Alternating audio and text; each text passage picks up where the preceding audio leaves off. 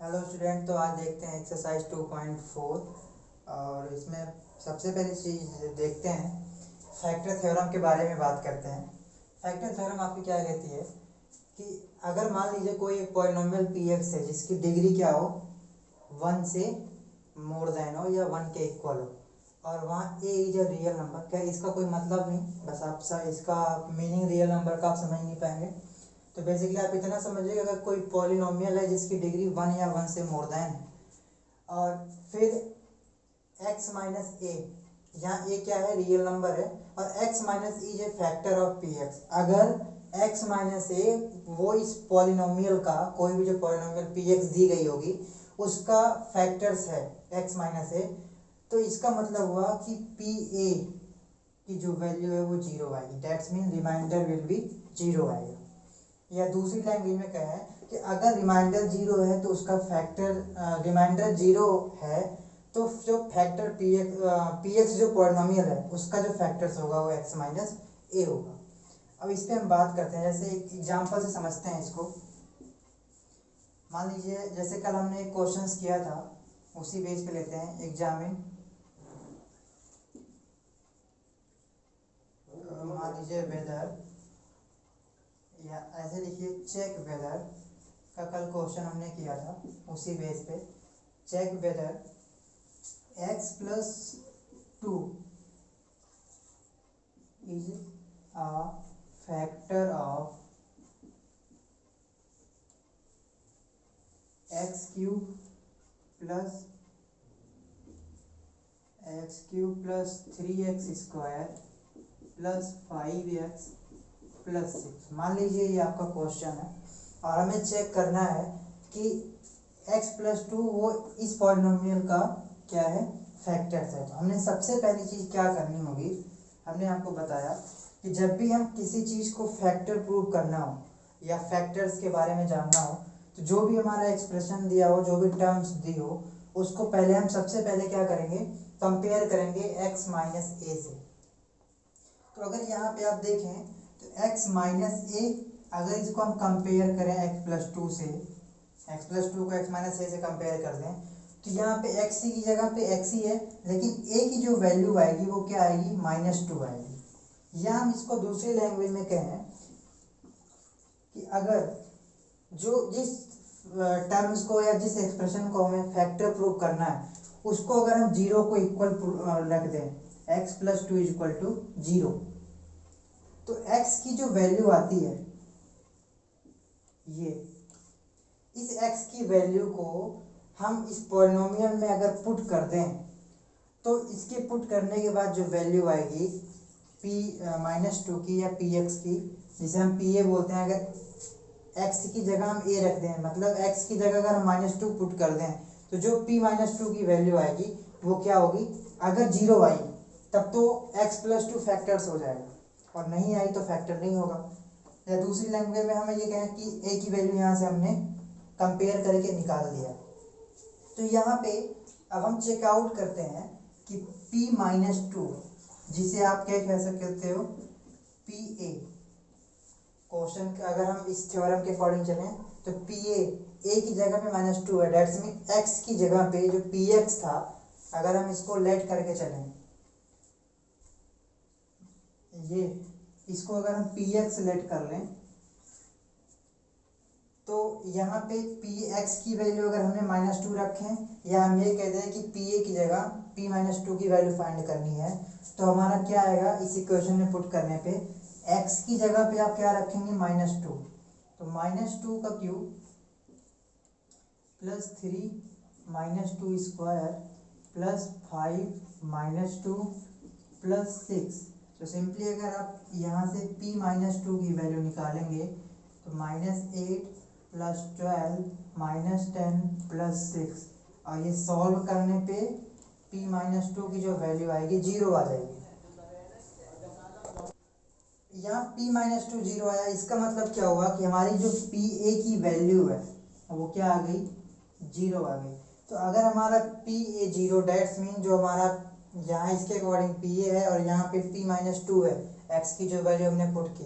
अब चूंकि हमारा इसकी वैल्यू रखने पे जीरो आया, पॉलिनोमियल्स की जो वैल्यू थी, तो जब पॉलिनोमियल्स की वैल्यू 0 आ गई, इसका मतलब क्या हुआ कि जो हमने x+2 रखा था, ये x+2 इस पॉलिनोमियल का क्या है, फैक्टर है। तो हम सिंपली लिख सकते हैं कि इसलिए जो कि p a इक्वल टू 0 या p-2 इक्वल टू 0, सिंपली लिखते हैं कि x+2 is factor of px, that's mean x³ + 3x² + 5x। तो जो हमारी कंडीशंस कहती है कि कोई भी फैक्टर्स या कोई भी टर्म अगर हमें प्रूव करनी है, या तो हम उसको 0 के इक्वल रखें या कंपेयर कर लें, और a की वैल्यू मतलब जो हमारी x की जो वैल्यू है वो हम उस पॉलिनोमियल में पुटअप करें, और वो वैल्यू पुट करने के बाद अगर पॉलिनोमियल्स की वैल्यू 0 आ जाती है तो हमारा ये फैक्टर्स क्या होगा, ये जो टर्म या एक्सप्रेशन होगा वो क्या होगा, उस पॉलिनोमियल का फैक्टर्स कहलाएगा। तो अब कुछ चीज़ें और देखते हैं, भी और कुछ जानना है, हमें समझना है। तो अब इसको आप स्क्रीनशॉट लीजिए, फिर और कुछ चीज़ें इसी बेस पे समझते हैं। अब यहाँ पे दूसरी चीज़ आप ध्यान दें, कल जैसे हमने पिछली वीडियो में बताया था कि एक दूसरे ट्रिक से अगर इसी थ्योरम को हम दूसरे लैंग्वेज में समझना चाहें तो सिंपली आप क्या कह सकते हो, ऐसे कल हमने आपको बताया था dividend is equal to divisor into quotient plus remainder. तो अगर हमें इससे फैक्टर की बात करें तो यहाँ पे बेसिकली आपको क्या है कि अगर रिमाइंडर हमारा 0 है तब क्या होगा, ये फैक्टर की फॉर्म में हम किसी, तो यहाँ पे अगर हमारा रिमाइंडर 0 हो तो हम क्या कह सकते हैं कि dividend is equal to divisor into quotient, यही होगा। तो जैसा कि हमने तो यहाँ पे इस जो हमने ये वीडियो में बताया था, इस मेथड से या इस फॉर्मूले से आपको क्या समझ में आ रहा है, कुछ बेसिक कॉमन चीज़ें निकलती हैं, जैसा हमने बताया भी था। क्या निकलती, मान लीजिए कोई एक नंबर है 12, जैसे हमने एग्जांपल लिया था, तो इसको हम कई तरीके से लिख सकते हैं। इसको ये भी प्रोडक्ट की फॉर्म में लिखे हैं तो 2 इंटू 3 भी लिख सकते हैं, 12 को हम 4 इंटू 3 भी लिख सकते हैं, और 12 को 6 इंटू 2 भी लिख सकते हैं। तो अगर हम फैक्टराइजेशन की बात करें तो फैक्टराइजेशन क्या होता है, फैक्टराइजेशन का मतलब ये हुआ कि किसी भी एक्सप्रेशन की टर्म, या हम ये कह सकते हैं कि एक्सप्रेशन की जो टर्म है वो क्या है, फैक्टराइजेशन से, लेकिन वो, या दूसरी लैंग्वेज में कहें तो प्रोडक्ट ऑफ टर्म अगर 2 या मोर देन है, प्रोडक्ट ऑफ 2 और मोर देन टर्म्स, तो वो क्या कहलाएगी, फैक्टराइजेशन। तो यहाँ पे आप देख रहे हैं कि फैक्टराइजेशन हमने किया तो यहाँ पे आपको 2 या 2 से अधिक टर्म दिख रही है, तो ये पूरा प्रोसेस क्या कहलाया, फैक्टराइजेशन हुआ।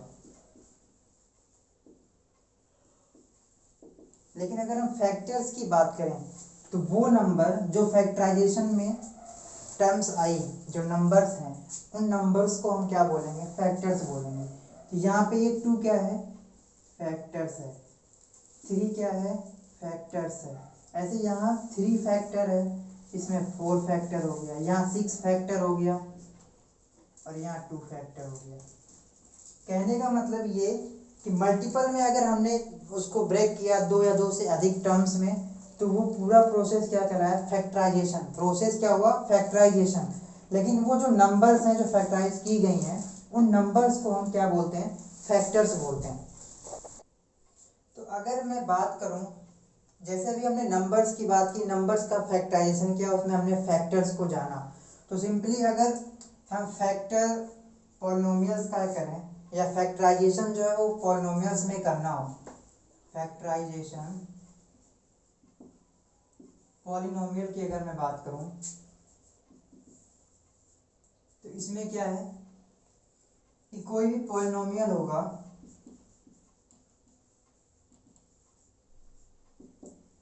उसके भी कोई दो टर्म्स होंगे, मल्टीप्लाई में प्रोडक्ट होंगे, या दो से ज़्यादा भी हो सकते हैं। तो इन टर्म्स को क्या बोलेंगे? फैक्टर बोलेंगे। इसको भी और इसको भी क्या बोलेंगे? फैक्टर्स बोलेंगे टर्म को। लेकिन इस पूरे प्रोसेस को क्या बोलेंगे? Factorisation of polynomial. अब इसी पे हम उस फॉर्मूले का यूज करते हैं डिविडेंड का, कि डिविडेंड इज इक्वल टू, हमने बताया कि डिवाइजर इनटू कोसेंट। तो यहाँ पे जैसे हम अपना पॉलिनोमियल्स लें क्वेश्चंस में, जो हमने अभी आपको बताया, x cube plus 3x square plus 5x। तो अब इसका अगर फैक्टर की बात करें, हमने अभी बात किया कि इस पॉलिनोमियल को का जो फैक्टर्स है, या हम अगर इसको डिवाइड करें, मान लीजिए x प्लस 2 से हम डिवाइड कर रहे थे, तो इसका प्रोडक्ट यहाँ कोसेंट भी कुछ आता। अगर हम इस पॉलिनोमियल को x प्लस 2 से डिवाइड करते, दैट्स मीन क्या होता कि x प्लस 2 डिवाइजर हो जाता, ये हमारा डिविडेंड हो जाता, तो कोसेंट भी कुछ आता और रिमाइंडर भी कुछ आता। तो अगर यहाँ अगर हम बात करें कि अगर रिमाइंडर क्या होता, हमारा जीरो होता, remainder is equal to zero होता, तो इसका क्या मतलब होता कि जो हमारा पॉलिनोमियल था x cube plus 3x square plus 5x plus 6, इसके दो फैक्टर्स हो जाते, एक x प्लस 2, दूसरा कोसेंट। तो इसका क्या मतलब हुआ, यहाँ जो ये जो टर्म आई, ये क्या हो गई? फैक्टर हो गई। ये क्या हुआ? फैक्टर हो गया। तो इस यहाँ से हमने समझ लिया कि फैक्टर्स क्या है, फैक्टराइजेशन क्या है। अब हम नेक्स्ट टॉपिक पे बेसिकली अगर हम बात करें, तो फैक्टराइजेशन जो है, अगर हम लिखना चाहें तो फैक्टराइजेशन कब पॉसिबल है। यहाँ से हमने देखा कि जब रिमाइंडर आपका जीरो होगा, that's mean P A is equal to zero होगा। हमने पिछली रिमाइंडर थ्योरम में आपको बताया था, पी ए को हमने क्या किया था? लेट किया था, या हमने वहाँ देखा था कि रिमाइंडर को हमने पी ए माना था। और अगर रिमाइंडर जीरो होगा, तो यहाँ से फैक्टराइजेशन तभी पॉसिबल है जब आपका रिमाइंडर जीरो होगा। अगर रिमाइंडर जीरो नहीं है, तो आपका फैक्टराइजेशन किसी भी पॉलिनोमियल्स का नहीं हो सकता। तो अब हम बात करते हैं कि फैक्टर को है या नहीं है, वो कैसे चेक करेंगे। तो इसको आप नोट डाउन करें या समझें। नोट डाउन करने के बाद फिर मैं चलता हूँ अगले टॉपिक पे। अब यहाँ जैसे अभी हमने एक क्वेश्चन लिखा था, check weather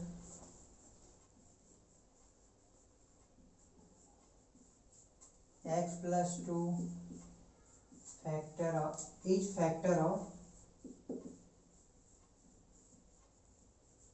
x cube plus 3x square plus 5x plus 6।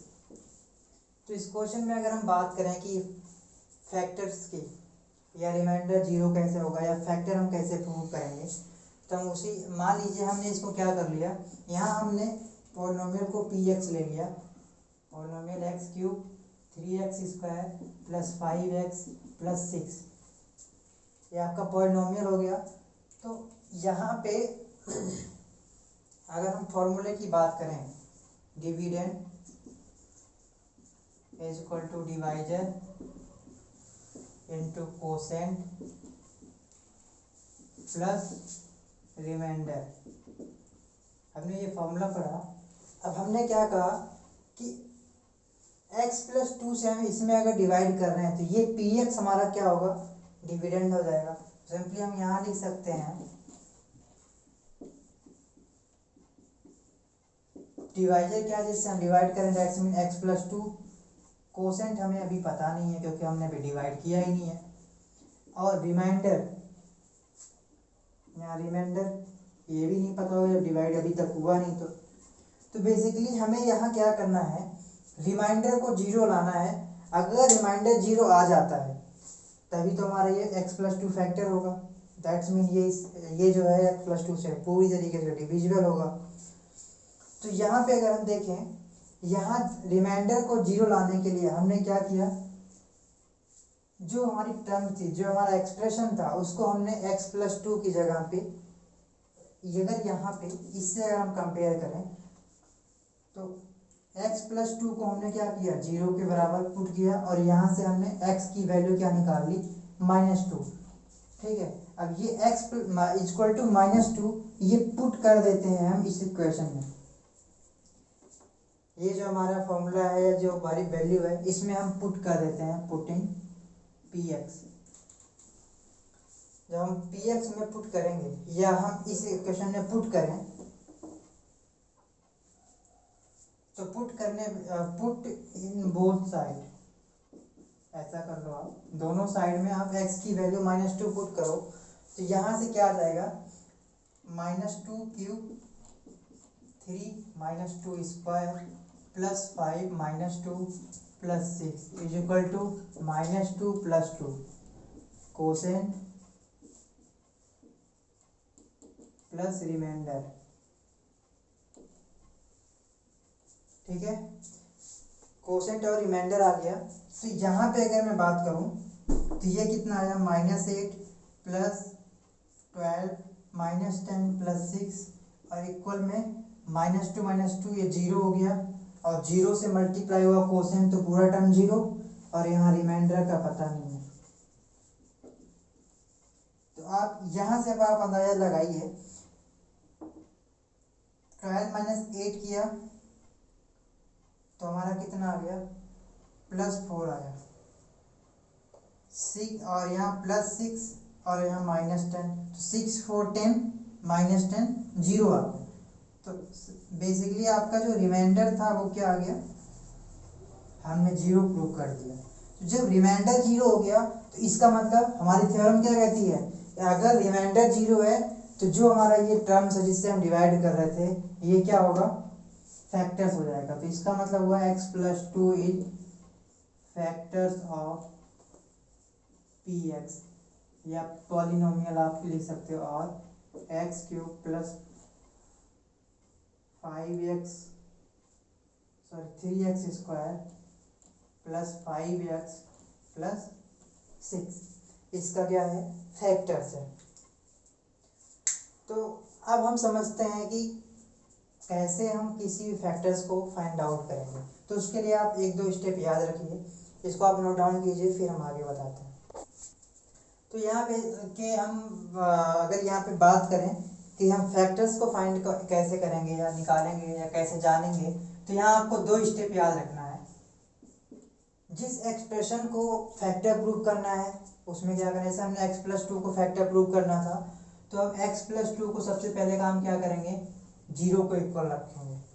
ठीक है, और वहाँ से x की वैल्यू निकाल देंगे और इस x की वैल्यू को क्या करेंगे, सेकंड स्टेप में,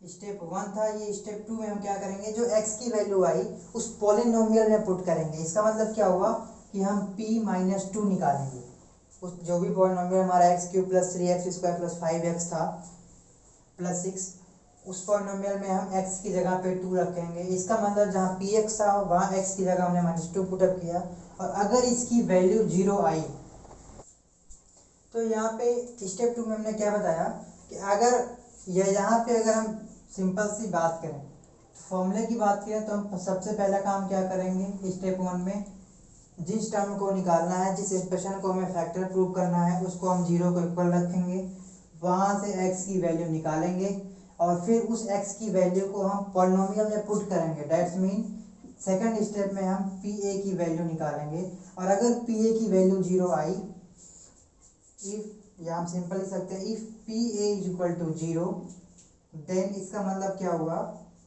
कि जो x प्लस 2 है या x plus a is factor of px, तो उस पॉलिनोमियल का x प्लस a क्या होगा, फैक्टर्स होगा। या दूसरा अगर हम बात करें कि अगर pa does not equal to 0 आया, x की वैल्यू पुट करने पे पॉलिनोमियल की वैल्यू अगर 0 नहीं आई तो उस कंडीशन में क्या होगा, then x plus a is not a factor of px, उस कंडीशन में फैक्टर्स नहीं होगा आपका x प्लस a। अब 2-3 चीज़ें आपको और समझ, 2 चीज़ें और आप ध्यान दीजिए यहाँ जो पढ़ना है, एक रूट्स के बारे में आप जानिए और दूसरा क्या है जीरोज। जीरोज के बारे में मैंने आपको बताया था। तो बेसिकली ये रूट्स और जो जीरोज है दोनों क्या है, ऑलमोस्ट सेम चीज़ें हैं। क्या है, दोनों सेम है, दोनों का काम एक है। तो अगर हम इसकी बात करें जीरोज या रूट्स की, तो ये क्या है कि किसी भी पॉलिनोमियल या किसी भी एक्सप्रेशन में, किसी भी पॉलिनोमियल में एक्स की वैल्यू, वो एक वेरिएबल की वो वैल्यू जो जिसको रखने पर पॉलिनोमियल के का जो वैल्यू है वो क्या आ जाए, जीरो आ जाए, तो वो जो आपका वेरिएबल्स की जो वैल्यू होगी वो क्या कहलाएगी, आपके जीरोस कहलाएगी। लेकिन यहाँ पे रूट्स और जीरोस मैंने बताया सेम है। तो जीरोज को ज़्यादातर हम यूज कहाँ करते हैं, जीरोज का यूज हम इक्वेशंस के लिए पॉलिनोमियल्स के लिए यूज करते हैं। लेकिन ये रूट्स जो होता है, ये रूट्स ज़्यादातर इक्वेशंस में यूज होता है। जैसे हमने ये इक्वेशंस ली थी कि एक्स क्यूब प्लस 5, यहाँ पे 5x 3x स्क्वायर था प्लस 5x प्लस 6 हमने लिया था। तो अगर ये क्या है, एक तरीके की क्यूबिक इक्वेशन है, क्योंकि इसकी डिग्री क्या है, हाईएस्ट डिग्री क्या है 3 है वेरिएबल्स की, तो इसलिए ये क्यूबिक इक्वेशंस बोली जाती है। तो अगर हम इसमें किसी भी इक्वेशंस में x की वैल्यू या वेरिएबल्स की वैल्यू रखने पर वो इक्वेशंस की वैल्यू जीरो आ जाए, तो वो उस इक्वेशंस के लिए क्या कहलाएगा, रूट्स कहलाएगा। लेकिन अगर हम पॉलिनोमियल्स की बात करें और पॉलिनोमियल्स में हम किसी वेरिएबल की वैल्यू पुट करें और उसके पुटअप करने के बाद वेरिएबल पॉलिनोमियल की जो वैल्यू है वो अगर जीरो आती है, तो उसके लिए वहाँ पे क्या बोला जाएगा, जीरो बोला जाएगा। तो बेसिकली इसमें आज इतना ही समझिए, आगे समझाते हैं कल। Thank you.